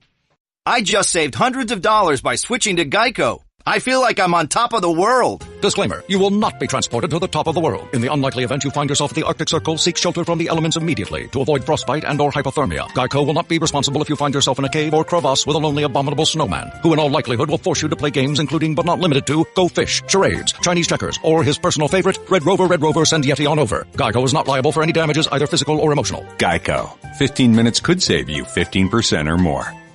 Great news. There's a quick way you can save money. Switch to Geico. Geico could help you get great coverage at a great price. And it only takes 15 minutes to see if you could save 15% or more on car insurance. Go to geico.com today and see how much you could save. This is the Will Cain Podcast on ESPN Radio. God, Kyrie Irving is the worst. All right, Kyrie, we get it. You're living in the year 2036. We're all way behind your elevation. Why don't you just wear a sign, Kyrie? Everyone else is stupid. That's the shirt. A lot of people accuse me of that, by the way, too. I just might as well wear a shirt. I think everybody is stupid. I don't. But Kyrie does. I promise you. You got to listen to the latest sound from Kyrie. The only thing worse than Kyrie is Eagles fans who just so offended that I might actually count them out for having a backup quarterback that hasn't shown a good season since 2013. You're the worst, Eagles fans. 888-SAY-ESPN, 888-729-3776. It's the Will Cain Show on ESPN Radio and the ESPN app. It's actually kind of said with love, in a way. I have really good friends. Matt McCall, what's up? They're Eagles fans, but you're still the worst. And you should be honored in a way that, you know, the Dallas Cowboys, the premier franchise in American sports, and their fans look at you, the Eagles fans, as some kind of entity over which they can have some emotion. We barely can muster up any emotion for the New York Giants. Barely. And the Redskins are a faint memory of an emotion, a faint memory of anger. So you should be honored that we actually feel something for you. 888-729-3776. Kevin in Pennsylvania. What's up, Kevin? Hey, well, how's it going? Love your show, and as an Eagles fan, I do respect you for being a Cowboys fan. Total respect there, and love the rivalry between us. But everybody seems to be counting out the Eagles here, and let's not forget what Nick Foles did against the Rams in those critical moments. He, on that 3rd and 7 to seal that game against the Giants, he put up Carson Wentz-like numbers. So he's still a guy that could still go into this playoff game and still have a big game. Now, he did have the bad game against the Raiders, and it was bitter cold. Maybe the weather played a factor. Week 17, it was like kind of a meaningless game. Maybe he didn't play his best, but he had 2 weeks to prepare for this game. I think he can do it. Honest truth, Kevin, okay? 10, this is how I'd feel if Carson Wentz is playing the game. I feel completely confident. 1 absolutely being, no? You feel a 10? You feel the same as if Carson Wentz was playing? No, I didn't say that. I mean, I feel more confident, a lot more confident Carson Wentz was in. I'm kind of borderline. Right. I'm kind of a 5. Okay, but hold on. What I'm saying is, if 10 is Carson Wentz and a 1 is A 1 is I don't know. It's worse than Bortles. Whatever. It's 1 is the quarterback at Foxborough High. Okay, where are you? Be honest. I want to be at a 5. It's like I'm not like I like Foles, but over the past couple of weeks, what he's shown me, it's like, can he really go in and win this game? But we've seen potential out of Foles though against the Giants. But did you give me a number? What'd you say? 5? What'd you say? I'll give you a 5 on that. Yes. A 5. Okay. Well, have fun with your 5. Thanks for the call, Kevin. Meanwhile, while you're counting on a 5, Eagles fans, to get you through the divisional round of the NFC playoffs, the NFC Championship game is taking place on the other side of the equation. The NFC Championship game is taking place between the New Orleans Saints and the Minnesota Vikings. And as you know, I have predicted the New Orleans Saints to be the NFC champion. I have predicted the New Orleans Saints to be your Super Bowl champion, to meet the New England Patriots in the Super Bowl and to win. And why have I done that? Well, number one, and look, primarily, It's Drew Brees. I've placed faith in Drew Brees. And as I said, I've cut this every which way. I've looked at every which way. Vikings and Eagles, you are a defense on another level. But this isn't the Saints of old. This isn't the Saints brand of put up 35, give up 34. That's not who the Saints are. They have a real defense, and they have an incredible running game with Kamara and Ingram. And then the icing on the cake, the real tiebreaker, because so many teams have rushing attacks and great defensive teams, they have the only Hall of Fame quarterback on the NFC side of the equation. They have Drew Brees. Now, against the Carolina Panthers, he showed very well why I should have put faith in him. But I am nervous. I am nervous in my prediction. Because this Minnesota Vikings team, it's for real. This Minnesota Vikings defense, it's for real. That secondary, Xavier Rhodes, Trey Waynes, Harrison Smith, those linebackers, Eric Kendricks, Anthony Barr, that defensive line, Hunter, Griffin, every step of the way, the Vikings defense is scary. Listen to Darren Woodson, NFL analyst, talking about the 3 levels of the Vikings defense. Listen, he wasn't trying to make a statement. Again, this is my favorite player, like, all the way across the board in the NFL. This is my guy. Yeah. So, and of course, I want him to get paid. And he has grandiose ideas, and he wants to set No, hold on, that's not right. That's him talking about Le'Veon Bell. But right now, that's the wrong one, Bubba. He's talking about Le'Veon Bell and getting his contract. We have another one talking about the Vikings defense. You got it. You're on top of it. Bubba's got it. Take us away, Bubba. I like the Minnesota Vikings at home in this game, in the dome. They've been rested. You look at what they do, and Mike Zimmer, the attitude that he brings and the identity that he brings to this team. They're tough up front. They try to protect Case Keenum. They want to run the ball down your throat. And then on the defensive side of the ball, all 3 levels, they are dominant on all 3 levels. I think they create some turnovers this game and win this one. I'm telling you, this Vikings defense is scary. It's the scariest thing in my New Orleans Saints Super Bowl prediction, getting past this Vikings defense. And here's the thing.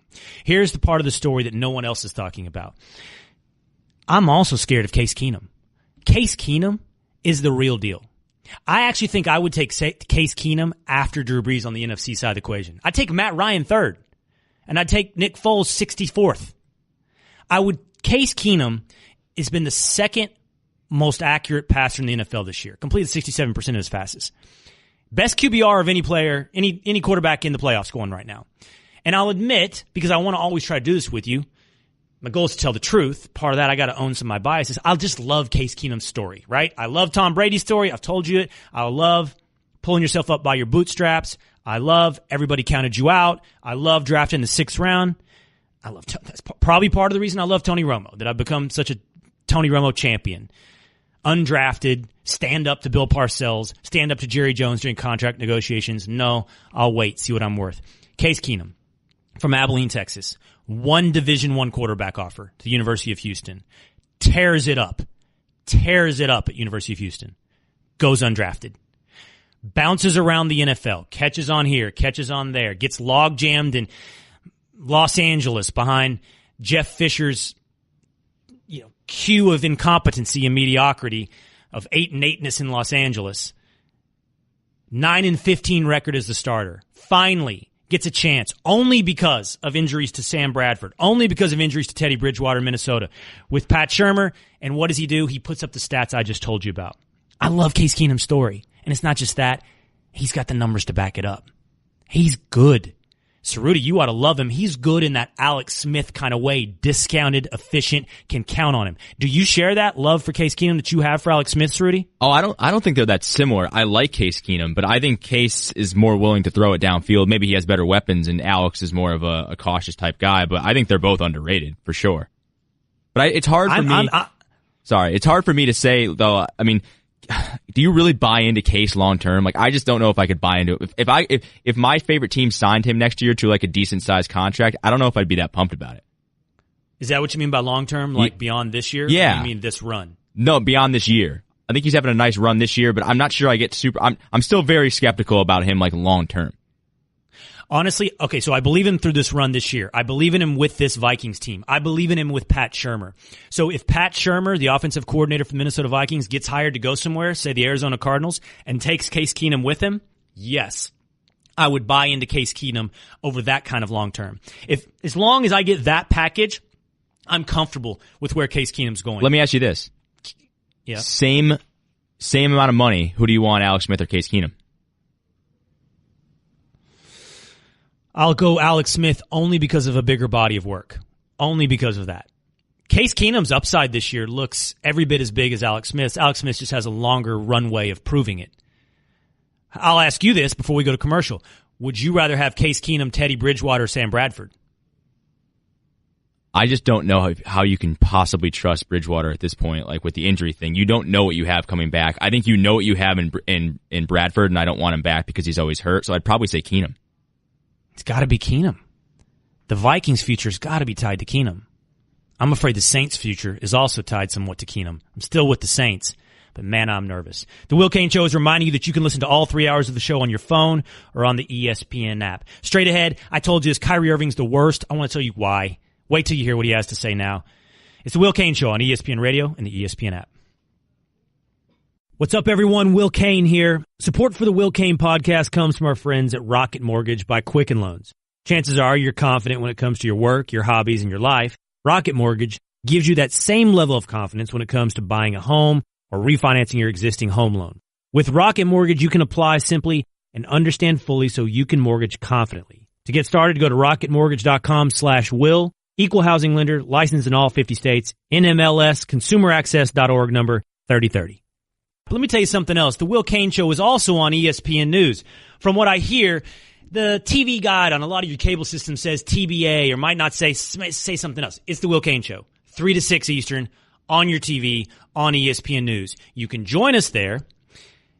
You can look at our happy faces while we talk, and you get a little extra content. And right now what's going on, because we do a little more on TV in the commercial breaks, we're doing a little soccer talk, okay? The thing is, we've all admitted it. Cerruti, myself, our boss Liam. It's like going to AA. My name is Will, and I like soccer, okay? And I like Manchester City. And Cerruti's a hipster, so he likes Roma and Everton. And Liam's a front runner, so he likes Liverpool. So we all like our teams. But I want to take this moment. Can I just say this, Cerruti? Here's the deal. My favorite team to root for is the Success Academy soccer team in Harlem, New York, because that's my team. That's my son, and they play at the Boston Regional Futsal this weekend. So Yakuba, Musa, Eric, Craig, Charlie, go kill it in Boston this weekend at the Futsal Regionals. Thanks for letting me do that. Kyrie's the worst. It's his disdain for us and our ability to connect ideas, and what he thinks he's getting away with is so blatant that it's an insult to our intelligence. I just want to remind you, Kyrie said the earth is flat. When pressed on that, after endless mockery, Kyrie said, no, I was just kidding. I'm just trolling you guys to see what you'll buy. I'm seeing what the media's in and what hook I can get. So, no, I don't really believe the earth is flat. Okay, so now he goes on a different angle. The Celtics are in England, isn't that right? Celtics are in England? Yes. And he's asked again, don't you believe the earth is flat? And this is what he had to say. And I've got to ask this. Since you've flown halfway around the world, do you still believe the earth is flat? I felt like that question was going to come there. And for me, it's not about whether the world is flat, whether the world is round. It's really about just everyone just believing what they want to believe and feeling comfortable with it. I'm not a scientist. I'm not here to tell everyone that this is it. For me, it's just giving everyone a chance to do their own research and find their own knowledge rather than having knowledge just shoved to you. So that's me. So it's not that he was just trolling us. Now what he's doing is saying, I'm really just telling you that it's okay to believe whatever you want. It's okay to believe, to just have an open mind, not have knowledge shoved at you, that you can just, actually what you should do is you can believe whatever you want, have an open mind. I mean, what do you think we are here, Kyrie? You think we're just going to buy whatever you sell, that you can change it up every month to explain away a ridiculous proposition that you have? In the end, by the way, the one you result in at the end is even more ridiculous than the one you started with. You start with the earth is flat. You go to I'm trolling you. You end up with believe whatever you want. I really just think in the end, people should believe whatever they want. I mean, there's a difference between having an open mind and exploring things, with curiosity and sincerity. And there's another thing of saying there is no truth. Oh, if you're very much woke, there are no distractions. Believe whatever you want. It's just in your face, I think you're stupid. That's what Kyrie's saying. I think you're stupid. Is there any other way to see that, Cerruti? Listen, I'm bored of Kyrie now, because clearly he lives in a different world than everybody else. That's another Earth joke. But he says these things and he clearly just thinks like we're all dumb. He thinks we're all like inferior people, and that he's, like you said, in the year 2026. And honestly, maybe the Cavs didn't need him. I think this whole thing about because I heard on First Take this morning, Max talking about how LeBron pushed Kyrie out of town. That's why the Cavs stink. I'm like, no, I think the Cavs are just going to beat them in the playoffs anyway, even though Kyrie's on the Celtics now. Oh, if you're very much woke, there is no such thing as distraction. Okay. Cerruti, I think you're caught up in distractions. They're not real. Okay. Here's the thing. The thing is, Cerruti, you're lumping it all together, and I'm not going to do that. See, I don't do this I'm a hater thing. Like, you hate this guy. No. See, I think the Celtics are a real threat to the Cavaliers in the East. I think that Kyrie might lead the Celtics past LeBron and the Cavs. I think the Cavs are leaking oil all over the place, mostly on the defensive end. I think I actually get why Kyrie left Cleveland. I get that he wanted to be his own man. He wanted to be a 1A, that he thought he could carry a team, that his game was more well-rounded than the one he got to play next to LeBron, that he could be a true point guard, and he could dominate. He could dominate points, assists, he could do it all, and he couldn't do it playing off ball next to LeBron. I actually get all that. I get that he was unsatisfied with the development as a player of who he was in Cleveland. What I don't get is looking down your nose at us with your eyes half closed, acting like we're all stupid. That's the part I don't like. And I can separate it, and I can say he's an incredible basketball player, and I understand your motivations, and I can also say, what are you talking about, Kyrie? What are you talking about? Quit playing me for a fool. Sam in Pennsylvania. Fly, Eagle, fly? That's the deal, Sam? Oh, yeah. Fly, Eagle, fly? Go green, baby. Yeah. All right. What do you got? I mean, I'm just going to spit some facts here. Nick Foles, in 2013, 27 touchdowns, 2 interceptions. That's 4.5 years ago. And now he's starting, and 5 touchdowns, 2 interceptions, 537. Sam, you don't even believe what you're saying. You don't believe in those stats from 4 years ago. You don't look at that with any sense of warmth. That's not a comfort blanket for you, what he did 4 years ago. Not even you believe that. Nick Foles, he was in the Pro Bowl. He is a solid starter. People are overlooking him. And the Falcons are like... Kenny Stabler, he was in the Pro Bowl. 4 years ago, man. 4 years ago. You're right, they're overlooking him. Thanks for the call, Sam. There's a reason they're overlooking him. Because his last big performance was 4 years ago. The Eagles even know it. That's why they're reviewing game film from 2013. The Will Cain Show on ESPN Radio is presented by Progressive Insurance. Protecting your small business is a big deal. Cover what you've worked so hard for. Visit Progressive.com, ProgressiveCommercial.com. Coming up, a rare, real moment. There's good pop and bad pop. Some of Gregg Popovich, I'm like, enough. This is a moment where I'm like, Gregg Popovich, genius. Also, Success Academy boys, blue. Matthias, Drummond, kill it this weekend. It's the Will Cain Show on ESPN Radio and the ESPN app. Help protect what matters with the ADT Safer, Smarter New Year's sales event. For a limited time, get an ADT Security Starter Kit. Everything you need to get started with ADT Pulse, including a security panel, keypad, a motion sensor, and 2 entry sensors. Plus, there's an indoor camera and key fob, all professionally installed for only $49. It's a $599 savings that comes with the warm, confident feeling of safety at home. Requires 36-month monitoring contract, QSP, and Easy Pay. Activation and early termination fees may apply. Certain markets excluded. Licenses available at ADT.com. Florida EF 0001121. Louisiana F1639. Visit ADT.com/podcast. Hurry. This special offer now ends 1/21.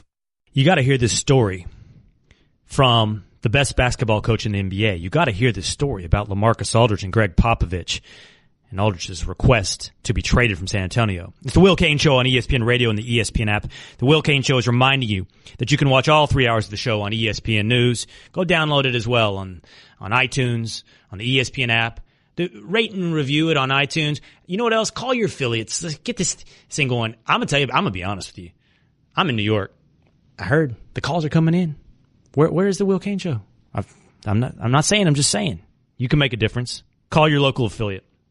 All right, listen to this story. I read this morning, and on a big football weekend, which we're going to get back to in just a moment, I found this absolutely fascinating. Apparently, this offseason, LaMarcus Aldridge went to Gregg Popovich and said he wanted to be traded. Popovich said, "It's as simple as that." I said, "Whoa, nobody has ever said that to me before. It's my 20-whatever year, and nobody's ever said." He said, "I'm not enjoying this. I'm not confident. I'm not sure who you want me to be here. I want to be traded." Aldridge, of course, had career lows in the playoffs last year with the Spurs, dipping down below 20. He has usually like a 24 and 12 guy with Portland, and he had career lows in the playoffs last year with San Antonio. He was clearly lost, played poorly all through the playoffs. And Popovich said this to Aldridge in return. He said, "So we had some dinners and meetings and laughed.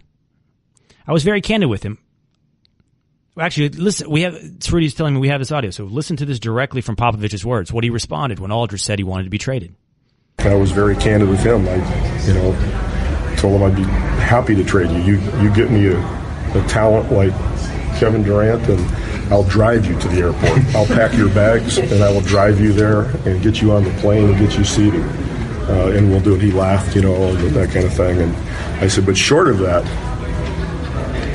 I'm your best buddy because you're here for another year and you ain't going nowhere because we're not going to get for you, talent-wise, what we would want. So let's figure this thing out. And we did, and that's what we came to.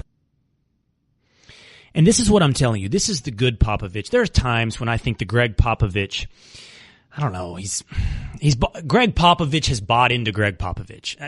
Every little, halftime act he puts on with a sideline reporter, every time he gives us his political opinions, whether or not you agree with him, it's almost beside the point. It's just the idea that Gregg Popovich thinks we need more Gregg Popovich. We need his comedy and we need his political leanings. We need both.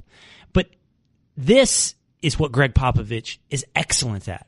Managing special human beings with unique talents, putting a basketball team together that is a dynasty as it moves from superstar to superstar, from David Robinson to Tim Duncan to Kawhi Leonard, sprinkling Tony Parker and Manu Ginobili in there every step of the way, adjusting, not unlike Belichick, new ways to win, new systems, all the while adjusting. And so now he's got Aldridge, another superstar, unhappy, performing poorly. And he says bluntly to him, I can't get for you what you would want or what we would want in return. So we got to figure out how to make this out. And he sits down with Aldridge and says, as discussions went on, it became apparent it really was me, meaning it was Popovich.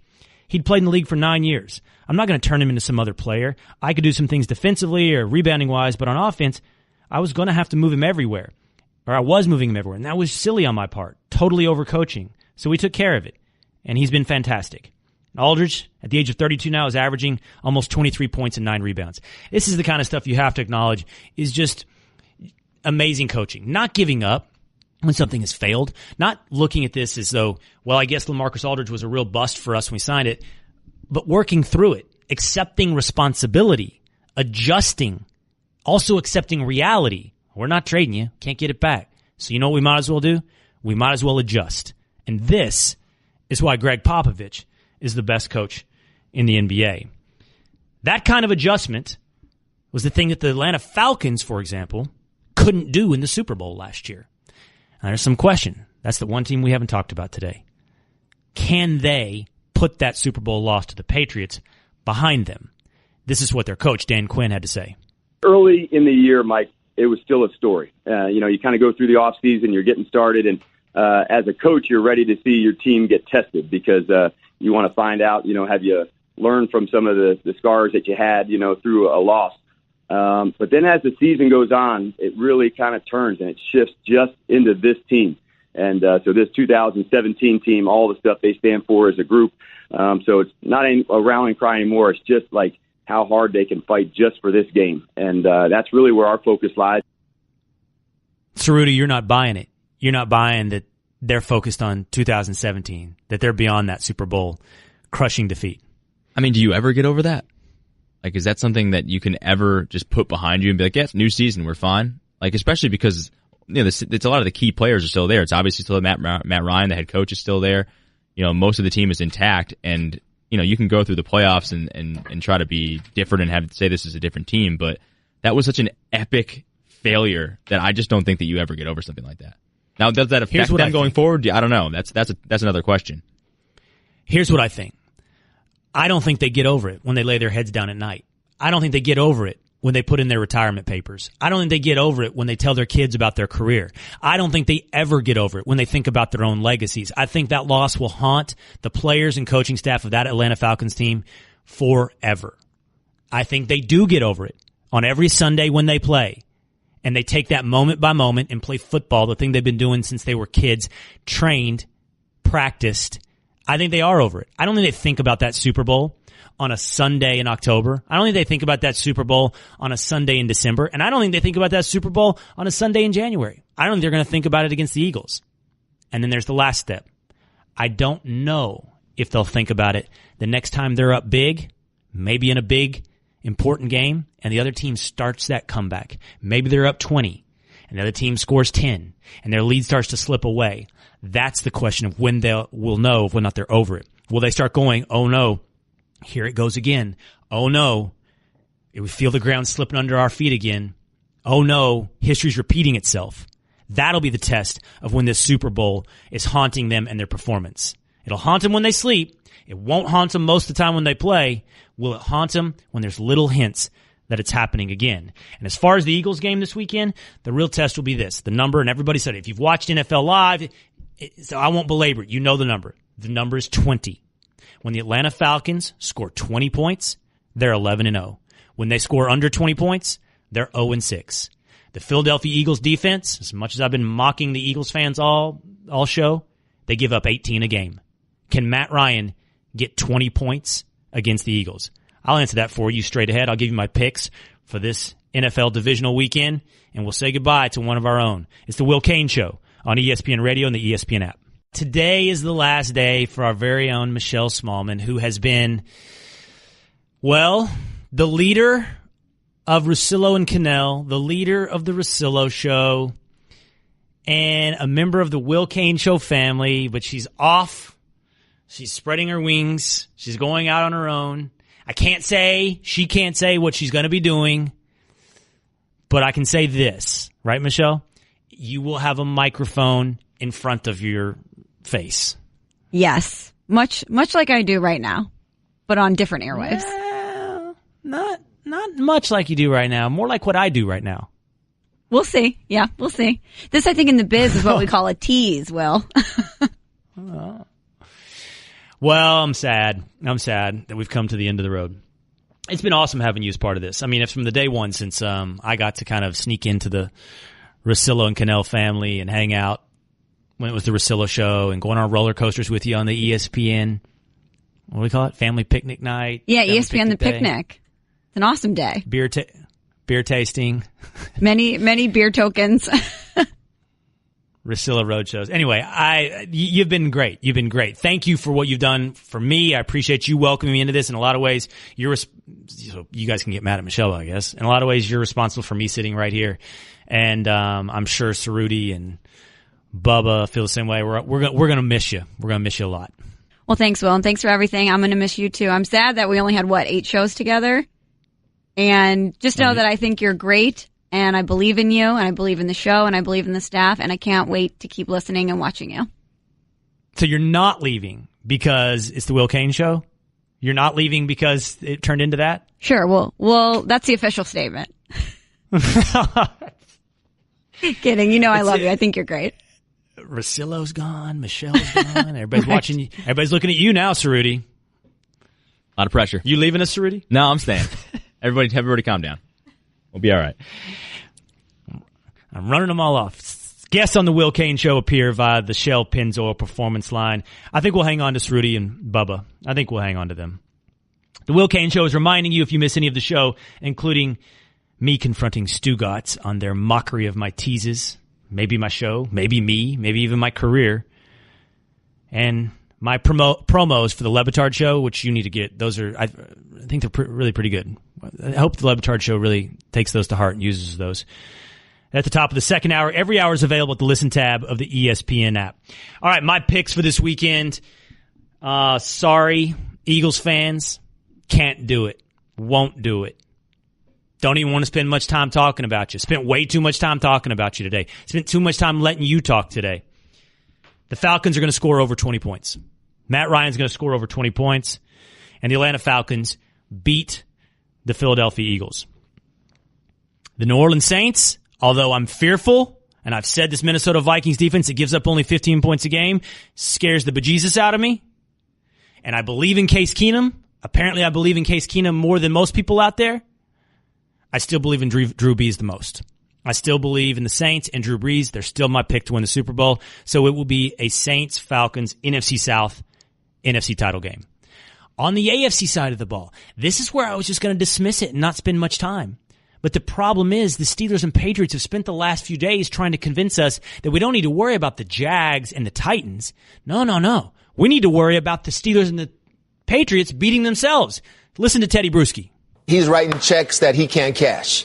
Right. Writing checks for the offensive line and what he's doing to that defensive line. And he's not only disrespecting Blake Bortles or anything like that. It's the entire organization that is the Jacksonville Jaguars, looking past them, saying to himself, this is just something we're just going to sweep you guys aside and we're moving on already. That's Tedy talking about Mike Mitchell, defensive back for the Pittsburgh Steelers, saying they're going to beat the Patriots. They're ready for the Patriots. I don't have the exact quote in front of me, but it was pretty memorable. It said something like, we'll beat them in hell, we'll beat them in Haiti, we'll beat them in New England. We're going to beat the Patriots. Love the bravado, Mike. Wish you were playing the Patriots this weekend. Unfortunately, what we didn't hear in that entire statement was the word Jaguars, and that's who you play this weekend. So you're committing the ultimate sin that everyone talks about, looking beyond the opponent before you.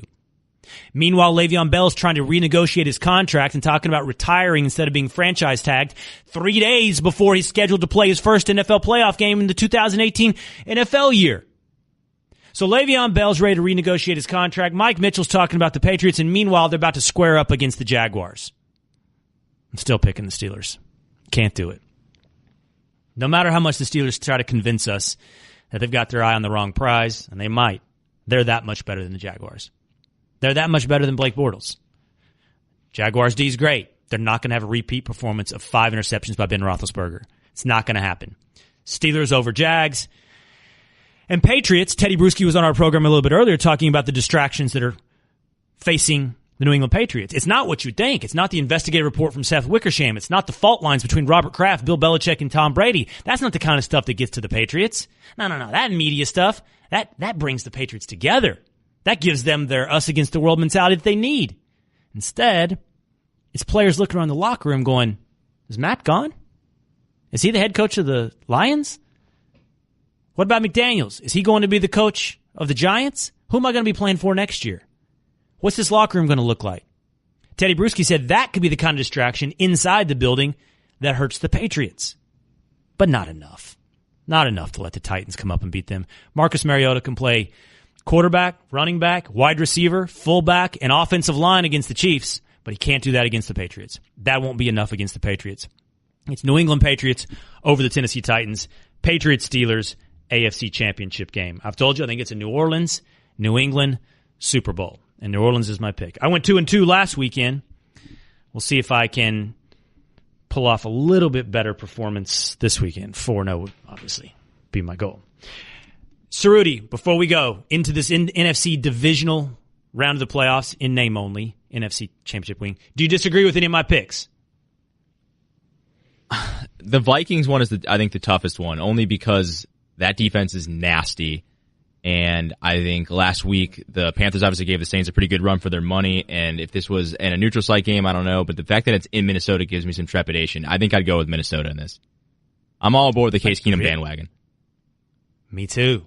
I'll tell you this. If the Vikings beat the Saints, I will pick them to beat the Falcons or Eagles or anybody in the NFC Championship game. I'm telling you, I believe the winner of this game is the one that represents the NFC. That's where I disagree with you, though.